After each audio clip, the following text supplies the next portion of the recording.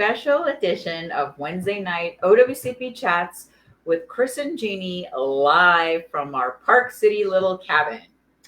Hello, everyone. We're really excited to be live tonight. We thought we weren't going to do any work. Sorry, can you hear us? I got this microphone in my hand because we're not at home. Yes. If you can hear us, let us know. Give us some thumbs up. Or if you can't, just, we don't hear you. There's no sound. I'm pretty sure you hear us, though. Yeah. But yeah, we weren't going to do any work, but this is such a beautiful place. We said, we're just happy. Let's just do it. So we're doing it.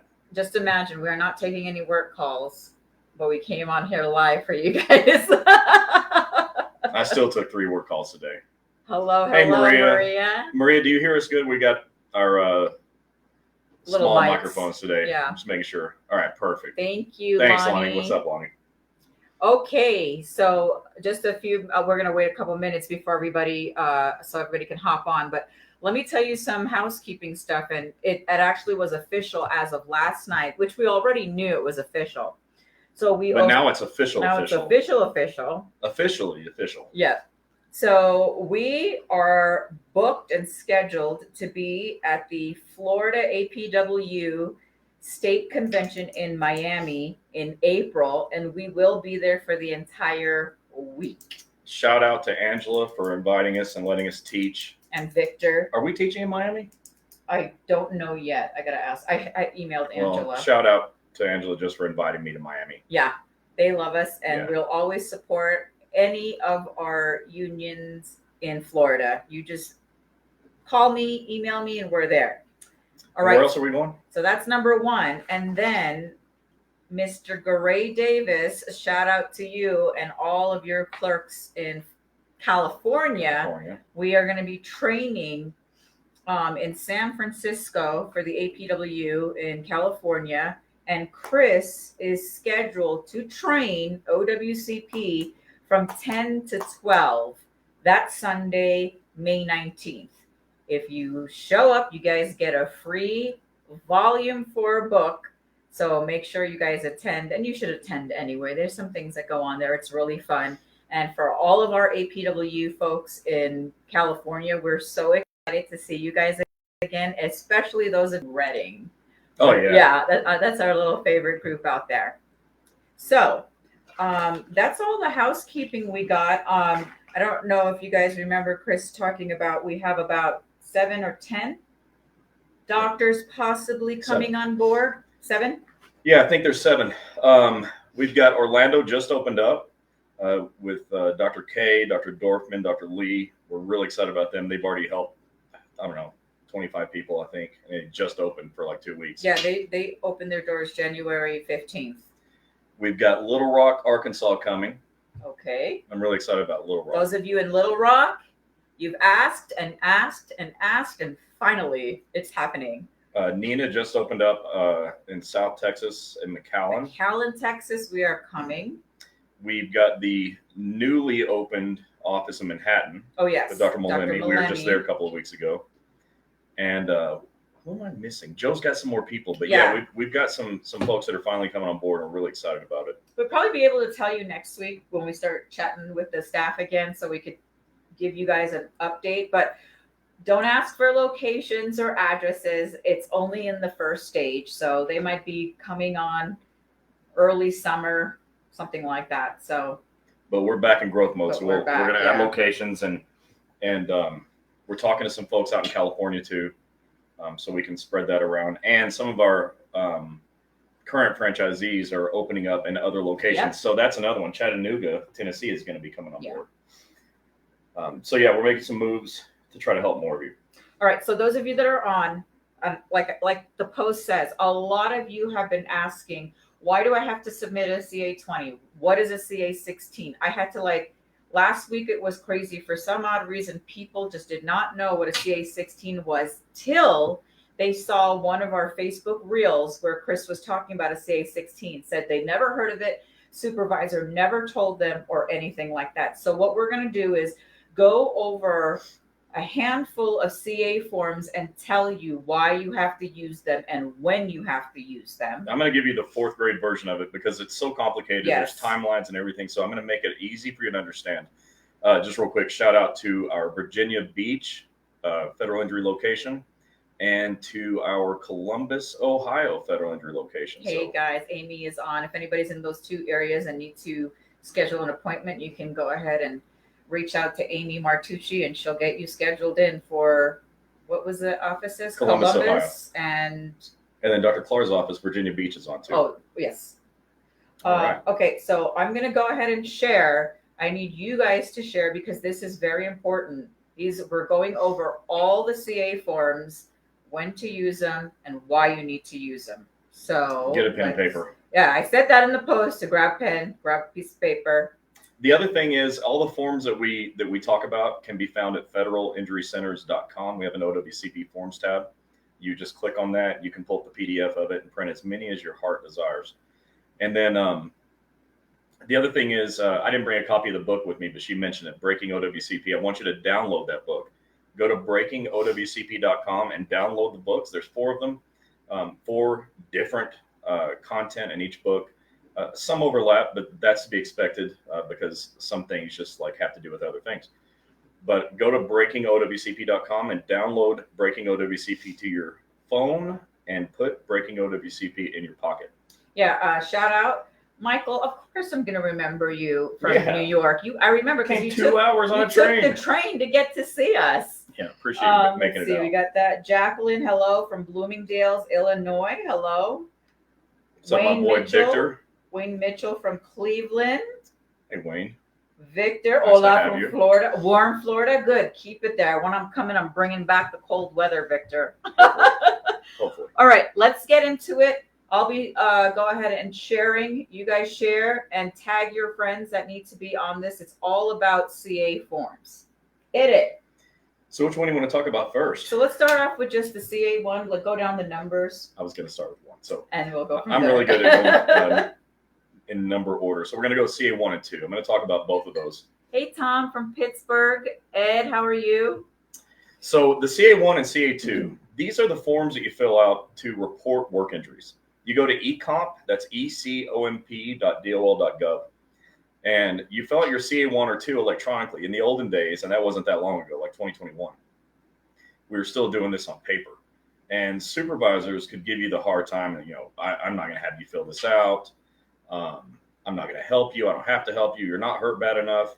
And they just give you all kinds of trouble. Well, now they can't because it's on ecomp and the supervisor just gets an email that says, okay, time to do your part. And then they have 10 days to do their part. So they're on the clock and it's pretty great. So what you want to do is go to ecomp and fill out your CA 1 or 2. So a CA 1 is what's filled out for an injury that happens in a single shift. Like you step down out of your vehicle and twist your knee. That just happened. That's a CA 1. A CA 2 is something that just develops over time, over 2 or more shifts. It's not traumatic necessarily, but over time it developed like carpal tunnel syndrome and osteoarthritis of the knee. Like letter carriers walk 10 miles a day for 20 years. So their knees get all tore up. That would be a CA 2. What the problem is on the CA 2 is so many people don't realize they've got a condition that can be covered by OWCP. Like the letter carrier who walks 10 miles a day for 20 years, their knee hurts. They think, well, that's just normal wear and tear. Right. Not realizing. It's not normal wear and tear. You're a letter carrier for the United States Postal Service. There's nothing normal about that. And if you work there, you know that's true. And if you didn't work there and you weren't walking 10 miles a day for 20 years, maybe your knee's not going to be all torn up. So that CA2 condition can get covered every day of the week and twice on Sundays. Right. All you got to do is go to ecomp.dol.gov and fill out the forms. Side note, when you fill these out, you need to print them out because they're going to be in your case file on ecomp and take them to your doctor. All of your CA forms need to go to your doctor. So that's CA 1 and 2. They're basic. The first page is for you. The second page is for your supervisors. And make sure you have your supervisor's correct email because that's where it's going to go when you're finished with your part. Right. Now, the other thing about your CA 1, there's another side note. Your supervisor's got like 5 opportunities or 4 opportunities on their page, the second page, to hose your case. They're going to say things that are not true, that are incorrect, whether on purpose or not. It happens. They're going to say that the injury was due to willful misconduct or intent to injure yourself or another. They're going to say that it wasn't in the performance of duty. Their knowledge of the facts of the injury don't agree with what you said or what a witness said. So you got to take that stuff to the doctor because 99.9% of the time, the supervisor is just full of it and they're wrong. And so we need to deal with that in our narrative report. So that's a CA1 and 2. Now, skipping to the CA10, because this isn't a form you fill out, but it's an informational form. Yeah. The CA10 tells you what to do when you're injured at work. Guess what it's called? What a federal employee should do when injured at work. And we went over the entire CA10 last Wednesday. So if you need to go back, you can see that video there. But the CA10 form discusses the CA1, the CA2, and it also discusses the CA16. So I'm going to go there next. On a CA1 form or a CA1 claim where you were injured in a single shift, you need to report your injury right away. Now, the CA10 form, again, what a federal employee should do when injured at work. It says, sorry, I got stopped down. Melissa Reyes says, that's what my liar supervisor did. Oh my gosh. Sorry. I'm with you, Melissa, 100%. Yeah, so the CA1 needs to be reported right away. And the same for the CA2. Like as soon as you know you have a work injury, you should report it the same day. But if you wait to report more than a week, you're not eligible for the form CA16 that I'm talking about right now. That's a problem. Move it over. Yeah, no. Yeah, hold on. That's a real problem for you because the CA16 pays all your medical bills for the first 60 days. Does that sound important or not? Like clearly that's important. Very important. If you don't have a CA16, your claim's not accepted. Okay, you just got hurt. It's not approved. Only 14% of you outside of federal injury centers even have approved claims. So who's going to pay your bills? You are. It's going to come out of your health insurance, which isn't right. You shouldn't do it, but it's going to happen. And that means you're going to be paying co-pays, deductibles, and so forth. And if you have a form CA16, for the first 60 days, the government pays your bills, which just makes sense because you got hurt doing a government job. Your supervisor is going to act, they'll either be dumb or they'll play dumb. Melissa, this one's for you. The supervisor is going to say, I don't have to give you that. Or you're not hurt bad enough. Or it's not an emergency or whatever. Well, you're not hurt bad enough. Show me your medical license. Like, dude, how do you know if I'm hurt or not? And the rule states that they have 4 hours from the claimed injury to give you your CA16. Yep. It doesn't say 4 hours from the claimed injury if you're hurt bad enough, if they have time, if they know what a form is, or if they even give a damn. It doesn't say any of that. It says they have 4 hours from the claimed injury to give it to you, period. So you have to demand it. Go to your union, get help from union reps, demand it. The form CA16 is so important. What, in our experience over the years, we found that people that don't get a form CA16 are the ones whose lives most frequently spiral financially out of control. You start making decisions about money versus about health. Right. And so that's not what we want to do. Good. So you get a form CA16. It's only eligible on a CA1, not on a CA2. But the CA1 is kind of urgent. It just happened, right? It's a traumatic injury. You need help right away. Yeah. And so that's what a CA16 is for. Any questions so far? Well, no, I want to read what Julie Kiker said. She said, mine did that, plus tried to get the homeowner to change her story of what happened. Okay, so the homeowner would be the witness on box 16 of the supervisor's trying to have them change it. So the supervisor wants the homeowner to lie? Huh. Okay, well, what we want to do with the homeowner is have them put in writing that the supervisor tried to get them to change their story. This is a slam dunk case. You're definitely going to win this. This claim should get accepted because the supervisor, they basically punched your ticket right there by trying to ask somebody to lie. That's good. Sorry, I mean, it's bad, but it's good that you know it happened. Get documentation of it. Tom Molinik said USPS PSE clerk on OWCP and automatic CA7. Every year they get a 5-day break in service and reappointed. Do they have to notify DOL or are there not any available for work and not to do anything? Right there. Sorry. Talk amongst yourself. I got to read that again. Talk amongst yourselves. Kelly, hi. I just joined the hell ride of OWCP. Maybe stay still a little bit. Oh, sorry. Victor, when USPS clerks get hurt on the job, I always tell them to request any and all CA forms right away. And that I do that too. When you guys are messaging me, all the new people, and don't know what the forms, I always get CA1 or 2, CA16 if it's a CA1, and a CA17. I always tell you to get those 3. Yeah, so Victor said that PSE can send me a message. And go ahead and talk with Victor about that because he intimately understands what's going on there. But they don't have to let OWCP know if they don't have work for you, but they do have to let them know when they do have work for you. And then they also have to show that they made a good faith effort to find work. Right. But you're on, it sounds like you're on the annual rolls for CA7 and you're just getting paid. But it's always better just to go back and be able to clock in. Anyways, Victor, help out on that one, will you? Maria said, a PM only realized the CA16 was a blank check after they handed it out. I guess now they say that you have to go to the doctor to request the CA16. That's not true. You go to the supervisor to request a CA16 because the law says that. And it's not a blank check because the claims examiner for OWCP still has to approve the treatment.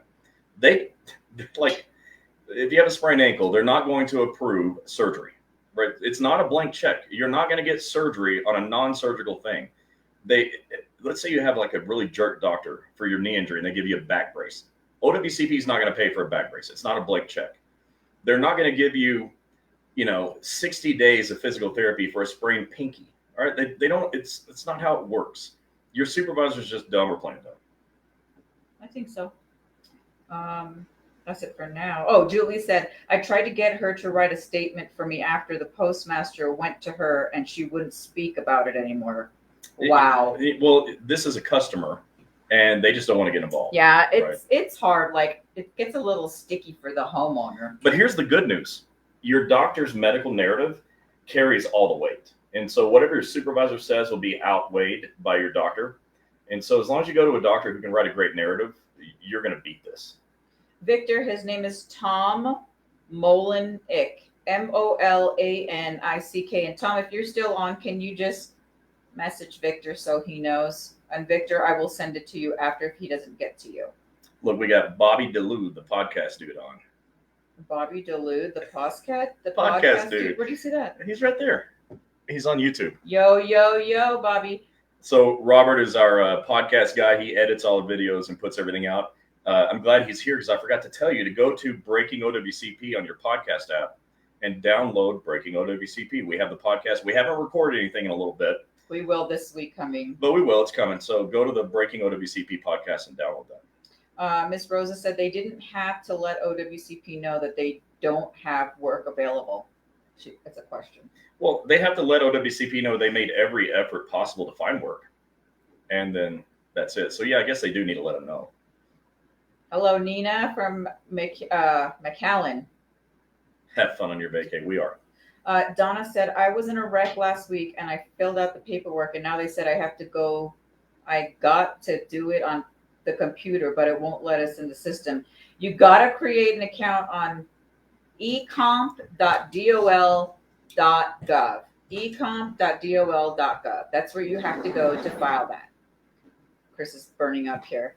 So this one, like, she's never not cold.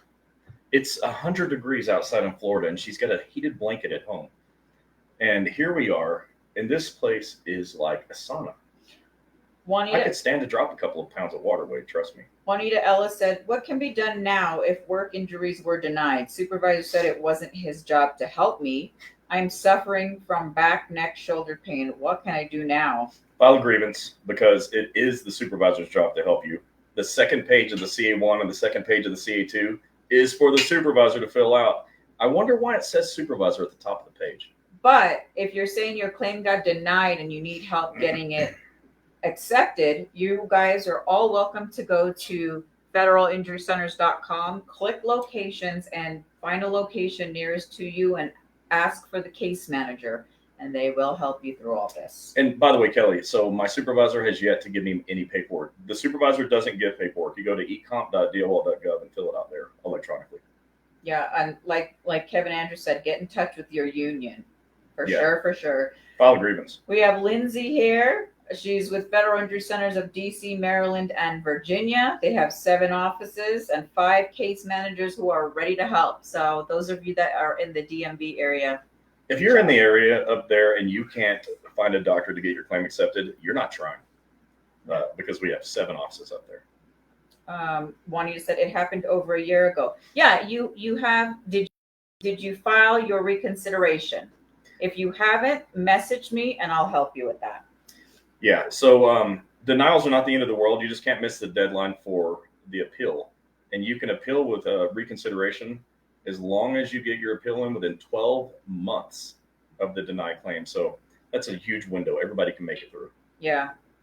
Who's in Iowa area? Nobody yet. We don't have anybody, but go to the website and look at all the locations. A lot of people have been traveling.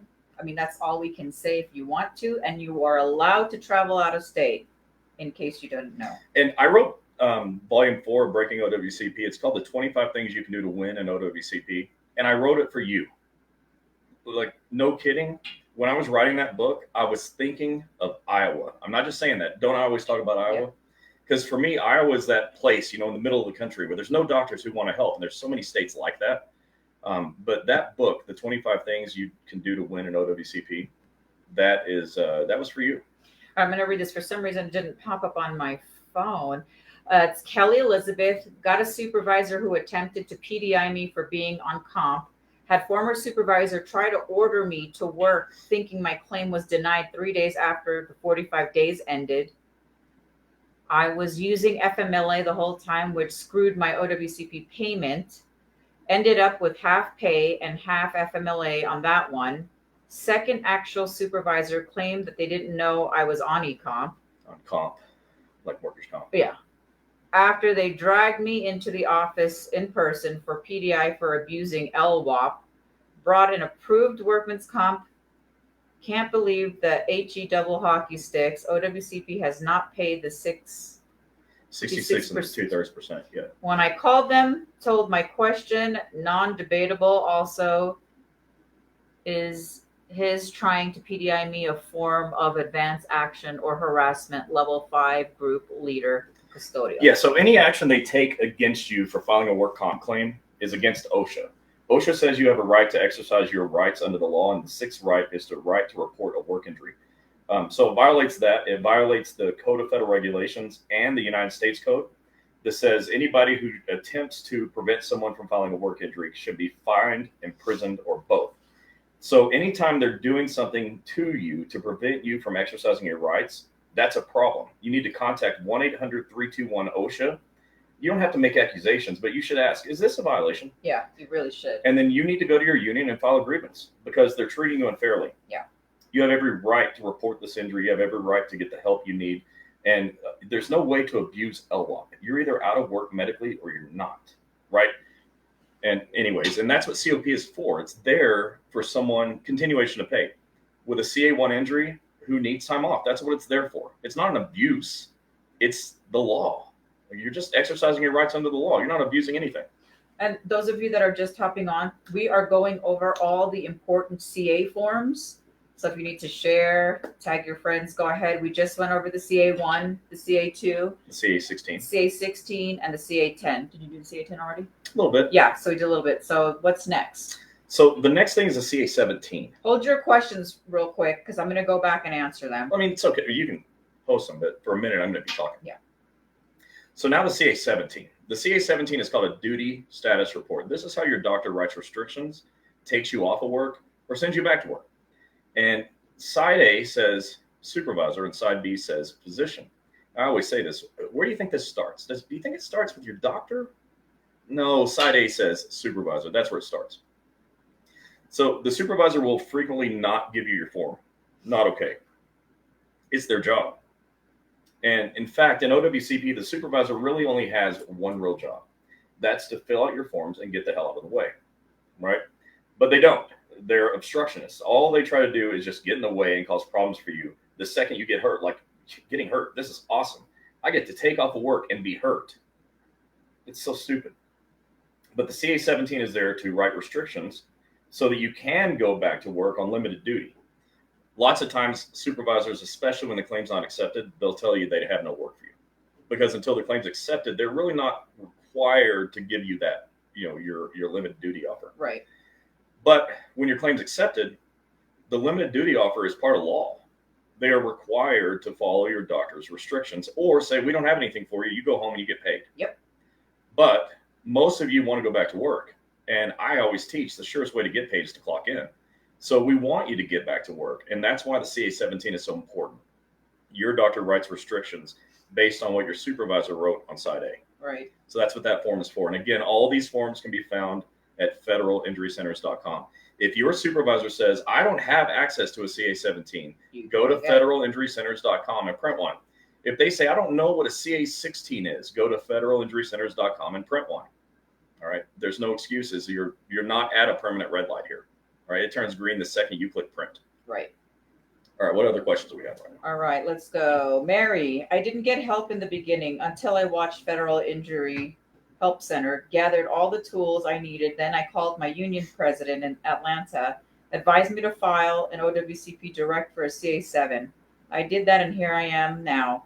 Did everything I could get better. Thank you, Federal Injury Center, Gini and Chris. Very, very well. And it's actually the team in Atlanta, Dr. Cooper and his staff. I'll take all the credit. Maria said you can see what the supervisor wrote on a CA1 on eComp. You sure can. So once the supervisor fills out their part, everything that goes to eComp goes into your case file. You can always go and print that CA1 and know exactly what the supervisor said.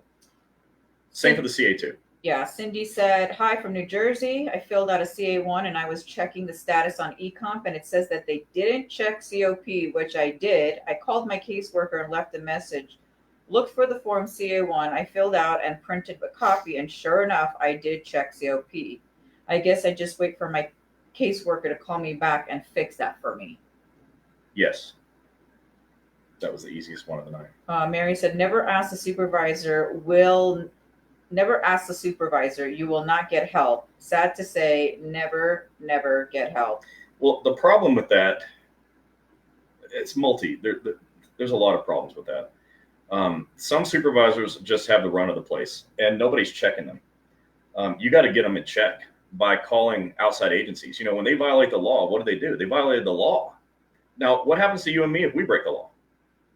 Probably something not good. So contact like OIG, DOJ, they're violating the law. Like I said, 1-800-321-OSHA, filing grievances. These are all, tools that you have. Somebody's got to push back on these supervisors, or you're just going to keep getting pushed around. Jennifer said, if a supervisor asks why you are off work, I need to know you're off work. Does the supervisor have the right to know? Yeah. Oh yeah. So they have a right to know what they're doing when they're off of work. No. I didn't understand that. They have a right to know that you're going to be off of work. Yeah, so she's saying if a supervisor asks why you are off work, I need to know why you're off work. Does a supervisor have the right to know? Yeah, I'm off work because I have an OWCP work injury. Here's my doctor's disability narrative that explains why I have to be off of work. And here's my CA-17 filled out by the doctor that explains that I need to be out of work. So they're allowed to have those things. They can see the CA-17. They can see a CA-20, which I'll explain in just a minute. And they can get the disability narrative from your doctor. You can hand deliver it that explains medically why you have to be out of work. And that's about it. They don't really have a right to anything else. All right, moving on with the next form. So the CA-20 I just mentioned, this is like the substitute for a medical narrative. Your doctor fills this out. You get it from federalinjurycenters.com and take it to the doctor. The doctor can fill it out and you can give that to your supervisor, and that will give management a status update on what's going on with you.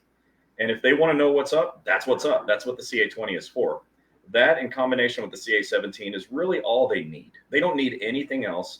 They don't have a right to your medical records outside of the forms that the government created for this purpose. Right. These are the forms the government created so your supervisor can know what's going on. As long as they can read English, this is all they need. Now, I'm not saying they can read English.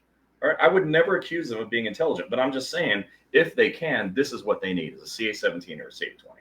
Yeah, and like what Ron Speakman is saying, that it really never happens, I think he's being sarcastic when he said that. No, I know. Yeah. But he is right. He's right about saying management doesn't care about the rules, laws, and regulations. Exactly what he's saying. They're violating it. It is disgusting. The whole thing needs to be blown up. I'm not even sure they can read English to law. Requirement to work for a federal agency, do you have to be able to read English? I think you should. I don't know. It should be a requirement. All the books, podcasts, and this is why Chris tells you to get the books in your pocket, because you can pull it up and say, look, here is here is the truth. You guys take charge of yourself and not depend on the supervisors, and don't let them push you around. You know, when would this be important? I think the CA-16 is important because so many of you don't get one. But when you can show that the Code of Federal Regulations says they have 4 hours from the claimed injury to give it to you, well, now who are they arguing with you? You or law that was written by Congress? Okay. The other thing is limited duty assignments. Yeah. They all the time they put it in front of you and say, sign here, sign right now. Well, you don't have to. The law gives you 30 days to review it with your doctor. And what if you could pull that up and go, not so fast. I don't have to sign that now. Here's what the law says. And that's what you find in the books. Judy Lynn said, who has authority, HR or supervisors? I mean, they're different. I think you need to look at HR as supervisors. I come from a management background myself, and I always looked at HR as part of management. Where do you get the booklet? So you go to www.breakingowcp.com, and please remember, after you purchase it and you click like pay, you have to wait because there is a button for you to click download PDF. If you leave the site and you don't have the PDF pulled up on your device, you didn't download it. Yeah. Now I can email it to you, but it's a hassle for you. Yeah. See, and like Maria said, it's true. They are not the same. So you have HR, you have supervisors, 2 different entities, but you need to, if you don't know, you should really talk to your union. HR works for management. Yeah. That's my opinion. Thank you, You're so sweet. All right, next form. All right, so we talked about the CA1 and 2. Those are forms for reporting injuries. We talked about the CA-16. That's what pays your medical bills on a CA1 form. The CA-17 is how you get work restrictions from your doctor or taken off of work or sent back to work. I told you about the CA-20, which is essentially a medical status report. The doctor fills that out. Your supervisor can have it.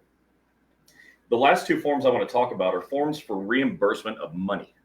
Everyone likes money. There are 2 ways to get reimbursed. And pay attention to this because you guys get super confused. All right, so the OWCP 915, this is a medical reimbursement form. If you paid money out of your pocket, you can get paid back once your claim is accepted. Let's say you had to pay copays. Keep receipts. You can be reimbursed for your copays once your claim is accepted. Like any benefit in OWCP, none of them are available to you until your claim is accepted. Once it's accepted, we can start doing all these things. So the OWCP 915 reimburses you for money you paid out of pocket as a result of needing medical attention or therapy or something for a work injury. So the 915 form. And then there's the OWCP 957. Now, people right now are listening to this for the first time. They're going, holy crap, C1, C2, 16, 17, 20, 915, 957. What the heck? I know.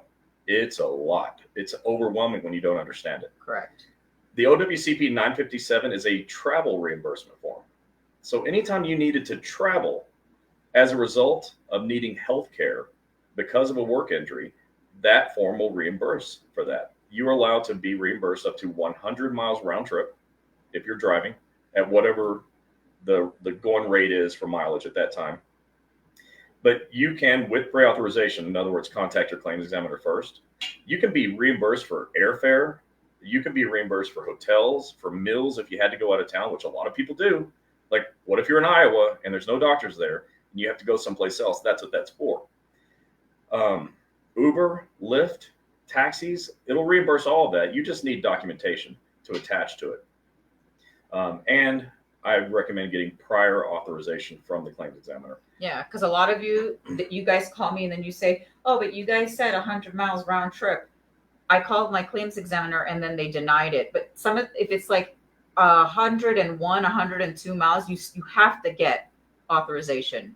So try to get the authorization first before you decide to travel, or else you're going to be upset that you're not going to get your money back if they're not going to pay it. But here's what I say all the time. And I have a bunch of things that I call criticisms. They're just things I say a lot. And I think them all the time. But this is one of them. The pain of travel is often far less than the pain of a denied claim. Exactly. And so sometimes you're going to drive 6 or 8 hours or 10 hours or take a flight because getting your claim accepted is like the whole ballgame. And it's not what we want. Okay, I don't want you to have to travel across your state or to another state to win. But unfortunately, we're only in 25 or 26 states at this point. Yeah, we're working on it. We're working on it. Like, we really are. I just told you, there's like 7 offices that are coming on. We're working on it. This matters to us a lot because we know how it matters to you. But inevitably, we'll get somebody that's saying, what, you're telling me I have to drive 4 hours to see the doctor? And my answer is no, you don't. You don't. But the only way I can help you get your claim accepted is if my doctor sees you. Right. And this is, look, I should say this too, disclaimer. You're here, you're getting educated. That's your purpose of being here. You don't have to go to a Federal Injury Center's office to come here and get this education. But I'm just telling you, the pain of denied claim is often far worse than the pain of travel. Yep. Julie said, do you need a 957 for a second opinions ordered by DOL? Julie, that is a fantastic question. That is a great question. So I read all of the second opinion rules recently again, and they reimburse for travel because they'll often find doctors out of state for you.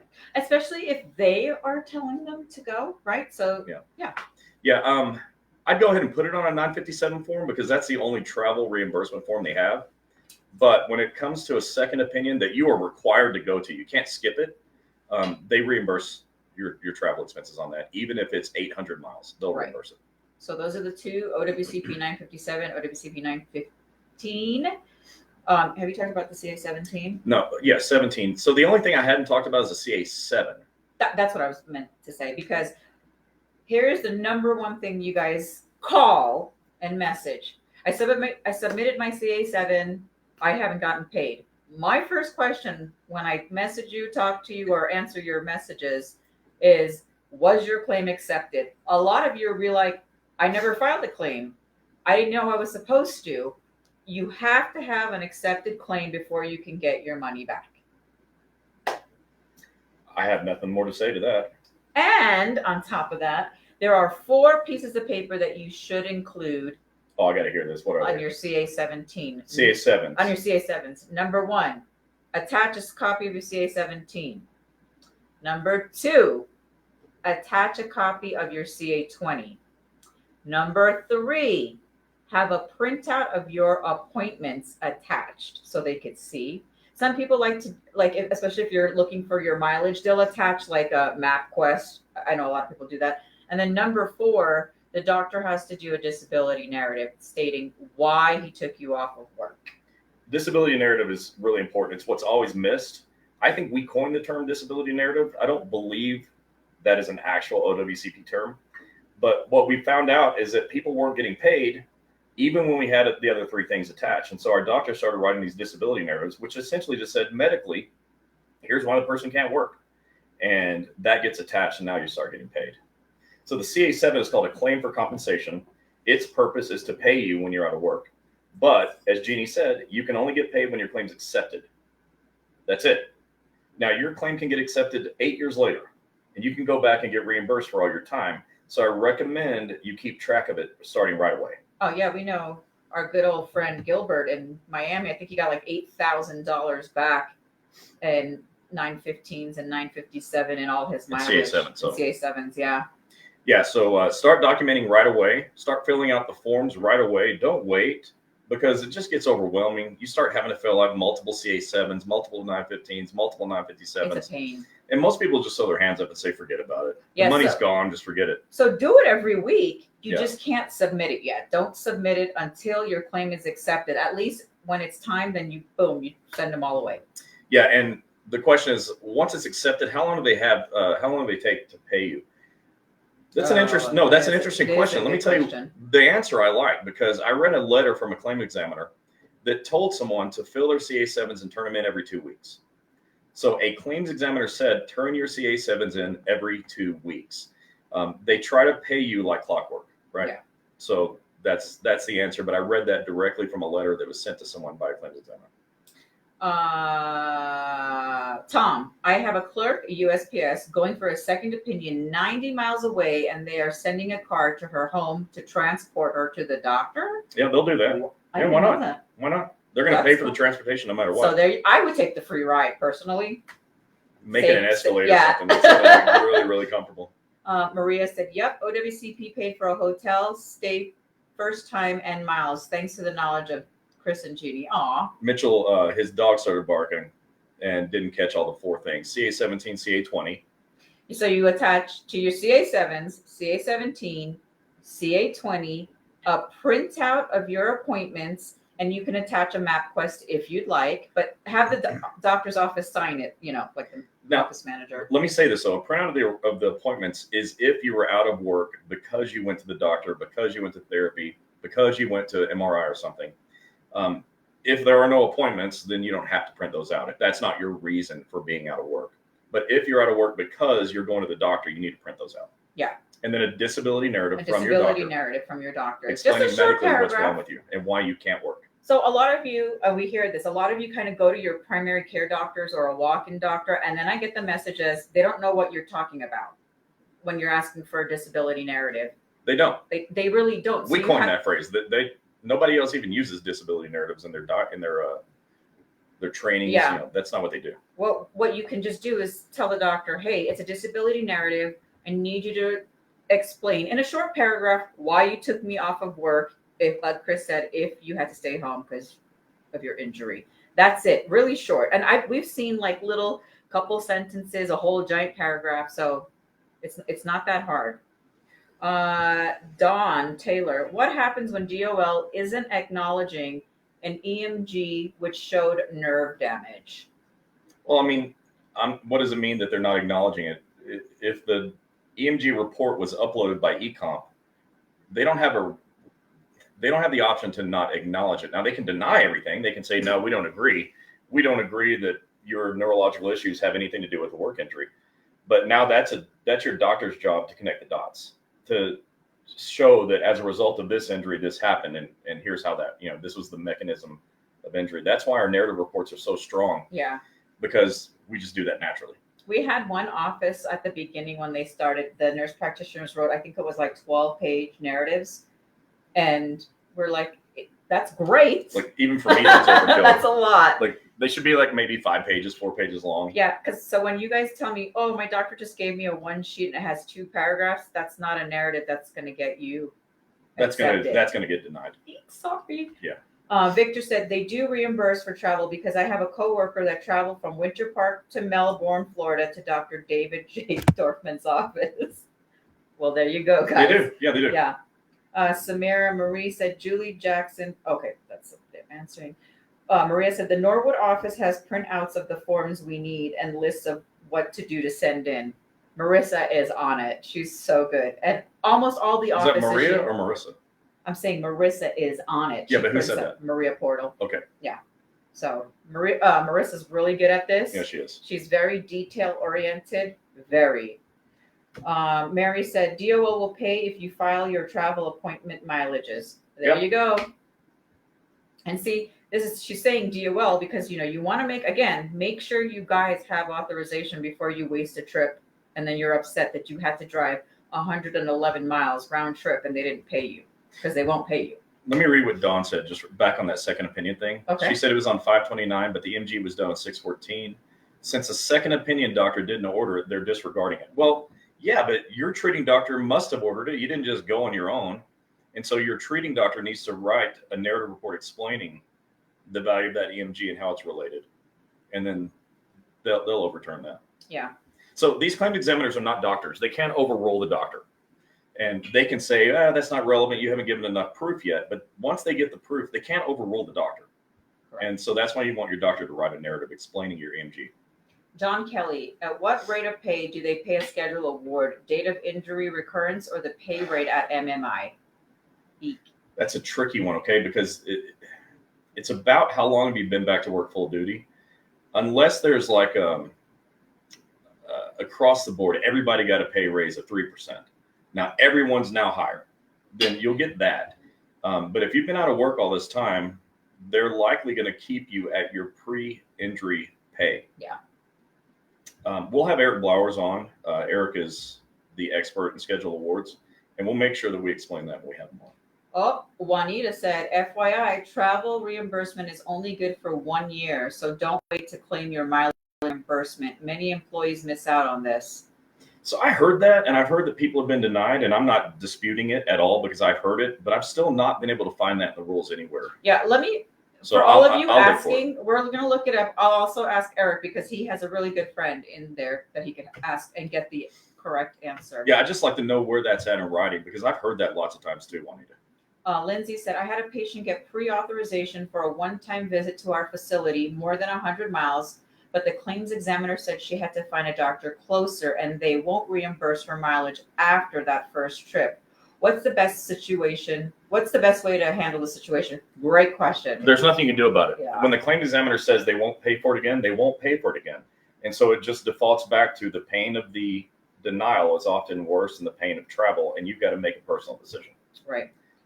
I see little Victor and Dr. Dorfman are so funny driving cars to each other here. All right, so we discussed all well, not all, but the important CA forms.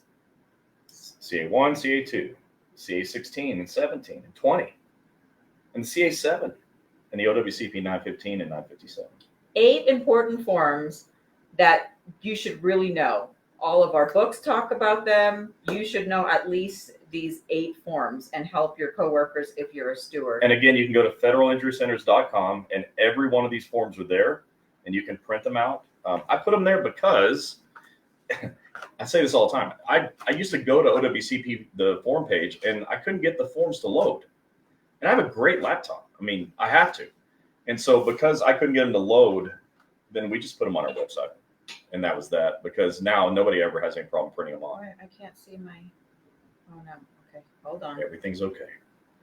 Okay, so that's the forms we went over. Don't forget, if those of you that have any friends that need help, go ahead and forward them the videos. They can watch us on all social media platforms, YouTube, Instagram, LinkedIn, TikTok on Breaking OWCP, and Facebook, and we're like everywhere on Facebook. And everywhere all the time. Okay, let me read this question. I didn't get it. Yeah. Okay. Jose said, my claim has been closed for about 7 months and I have been in like duty since my injury in 2020. Now my PO stopped me from work because of their budget and I received an offer called DRAC for reasonable accommodations. I'm a little nervous, but sounds like I can stay busy while my case is reopened. Washington State area. I've never heard of a post office stopping somebody for work because of their quote budget. I've never read that in the rules. A limited duty offer is a limited duty offer is a limited duty offer. And if you have a claim that's accepted, the limited duty offer should stand. It's not about the budget. That the budget's not your problem. Why is that your problem? You're injured. Why is the post office budget your problem? That sounds ridiculous to me.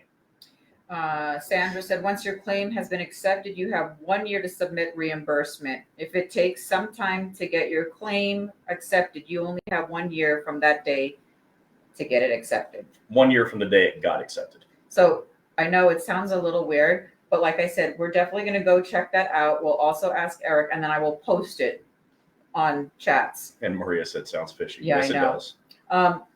Those of you that didn't hop on at the beginning, I just wanted to tell you about some housekeeping stuff that's coming up. A lot of you are going to be excited.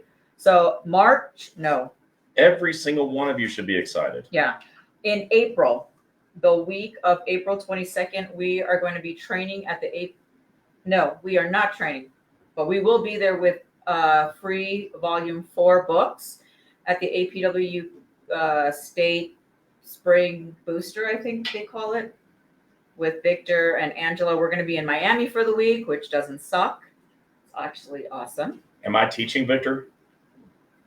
Victor, you got to answer that. All right. And then in May 16th through the 20th, we will be in San Francisco for the APW State Convention. And Chris is training on Sunday, the 19th from 10 to 12. I advise all of you that are going to be there to stay and listen to this and then come get your free copy of Breaking OWCP Volume 4. And then last but not least, this is what we have so far. AFGE BOP Convention will be August 4th through the 10th. Possibly Chris may be training. Possibly. I think they want me to. I want to. But we will be there. We will also be giving out free OWCP Volume 4 books. And we always bring some fun stuff for you guys. So get ready for those of you in those 3 states. California, Florida, and Dallas, Texas. Maria asked if we're coming to Norwood, Massachusetts. Oh, yes. I was going to say I don't know, but it turns out I know. No, Maria, you're right. We are having a sip and socialize in the Norwood office, April 4th, 6:30 to 9. So if you're in the Massachusetts area, come see us, and we will be bringing the Massachusetts books. Area. It's like a whole state. If you're in the whole state of Massachusetts, it's right outside of Boston. Victor said, Chris, we are working on that. Hope yes. Me too.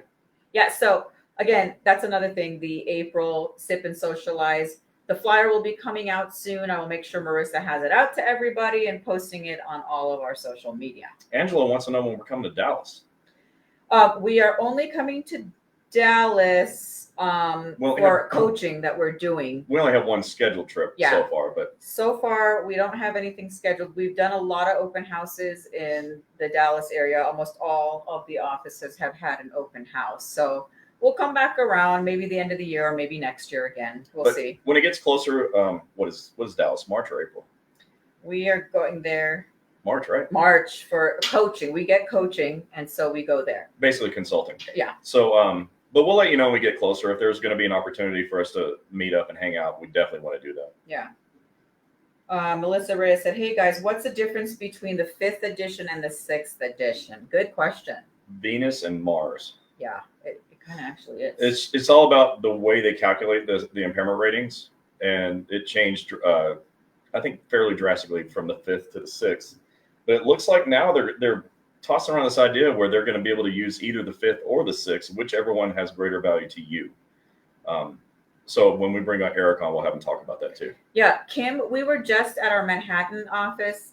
We did a sip and socialize there. You guys, I mean, I know not all the time you're on Facebook or on social media, but I am posting everywhere we're going to be so you guys can make it. And I understand traveling to, especially in New York, it's crazy, traveling to certain areas to get there to see us, but we can only do what we can. So the question is, who do we need to write to get back and neck injuries in the schedule award? You got to write your congressperson. Yes. Because this is just law. The 5th and 6th edition both have impairment ratings for the spine, but it's not accepted in OWCP. Hey, Victor, I already got it. Angela sent it to me last night, so you don't have to. She sent me everything last night by email. Near Syracuse, we're working on that. We have a couple of options that we're looking at in upstate New York. And Dr. Malemi's been really great in Manhattan and in New Jersey. Yes. And he's just like instantly on board with expanding throughout New York. the 5 boroughs and upstate New York. So hang in there. We're working on that. Yeah, when we were just there, we gave him, like a handful of cities. And we know somebody, I think, in Buffalo. Yeah, that mommy wants to as well. So yeah. So hang tight. We're sorry we're not getting there fast enough. It's only on the doctors. We're moving at the speed of the doctor saying yes to us. Yeah. So any other questions on the top 8 OWCP forms? You've got 7 minutes. Get them in while you can. So those of you that don't know, we are in my home state, Utah. We are here for vacation. This is when we take vacation in the winter. I only want to be here if it's ice cold and snowing, and I'm loving it. It hasn't been ice cold or snowing. Yeah. It's been sunny, but there's snow on the ground. Literally, you can go out like this. I mean, I'm just wearing a turtleneck and a little jacket. It's not that cold. Yeah, it's crazy. if you haven't been in this environment, and I had never, like I'm from Dallas, and we get extreme everything. Extreme cold, extreme heat, extreme tornadoes, extreme everything, right? And then I moved to Florida, and you get extreme hurricanes. You get those, but that's not that big a deal. And the heat is bearable. She hates the heat, but it's Florida. Like, just go to the beach and jump in the water. Don't get eaten by sharks. That's why I won't go to the beach. But you come here, and like this morning, I got up. It was 30 whatever degrees, and I walked down on the patio in shorts and t-shirt. It's not that big a deal. And I realized I'm standing outside in freezing temperatures in shorts and t-shirt. It's a different kind of cold. It's very interesting. Very, very interesting. Yeah, those of you that are in Salt Lake or Provo or Park City, if you want to come hang out with us, just message me. We'll hang out with you. And if you are a federal employee in Utah and you have a work injury, we're in Cottonwood Heights. Yes, Cottonwood Heights with Dr. Wood and Kathy as the case manager there. Dr. Hobbs is awesome. He's the DPT. That's a doctor of physical therapy. And everybody's friendly. Dr. Wood even opened up a bigger office just to put FIC into it. It's amazing. And last time I talked to him a couple of weeks ago, he's hiring more therapy staff, more everything. So he's definitely geared up to help out. And our Kansas City's office is on too. Come see us in Kansas City. Yeah. Okay, so we will be doing, some more open houses. There's Sip and Socialize. And whenever we come, we bring the books and stuff. But we just have to get our calendar straight, because what we do is we make sure that we take care of the union requests first, because this way we're able to teach live in person for you guys to understand, and we're there so you can talk to us one-on-one. So for all the other doctors' offices, we give it, we wait a little bit to see if we should go to the doctor's office. Yeah, we want to come and see you.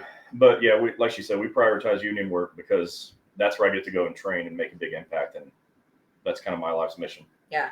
Also, if you are on this page, don't forget to go follow the Breaking OWCP Facebook page. That's where we do our live podcast when we do it. Next week in the morning, we're going to be doing almost a podcast a day. Not sure how we're going to do the lives on it, but we will be doing a couple episodes. We will be having Eric Blowers on live talking about schedule award and third party. Once we get back, we're going to be handling that. So he'll be on our podcast a few times and come on live and answer your questions on chats another time. I'll be interviewing Dr. Malimi coming up soon. Yep. He's an interesting doctor. He's a physical medicine and rehab doctor, medical doctor, which is different. It's a higher level specialty. And so we're going to bring him on and let him talk about what PM&R is. And I'm also going to have Dr. Dorfman on and have him talk about some of the stuff that they're doing. And all the offices that he's doing. We have Joe on here, our partner Joe, and he asked, what cities do you guys want? So, oh, God help you, Joe. Go ahead. You guys fire away what cities, because he's the one in charge of all of that. Des Moines, Iowa, Joe. Iowa. Let's see. And then last but not least, as we finish out, again, as you see, we have BOP State Convention, we have APW Florida Convention, and APW California Convention. If anybody wants us to come and train, please lock us in, because once we're locked in, we give up everything. We give up everything that's going on at home, family, whatever. We come to you guys. So please lock it in so we have it on the date and we're prepared. So tell your presidents. I will repost after this live the requirements for us to come train, which is, it's actually nothing. It's just, when is it? How much do they have to pay us? Oh, the convention costs $0 and 0 cents. Now, if we go and train at their union convention, are they required to go to federal interest centers if they get hurt? No. Really? Do they have to buy a book? No. All right. So that's the point. I'm just saying, like, there's no strings attached to it. We're there to help, whether you go to our offices or not. That's up to you. So Joe got Des Moines, Iowa, Redding, California, Sacramento. So guys, hey, and Joe, shoot it up. It'd be fun for you to list on here the offices that you're working on right now. Yeah. The city locations, because I think people would be really interested in knowing that. We talked about it a little bit in the beginning, but I don't know. Yeah, we don't know all of it, Joe. List. So let's see if Joe's going to put some of the cities that are, pending, possibly coming. He said, got it. Yeah, Redding's going to be fun. Awesome. Yeah. And Carly and Sarah, we are coming to San Francisco, so we get to see you guys again. Yep, can't wait. We can't wait.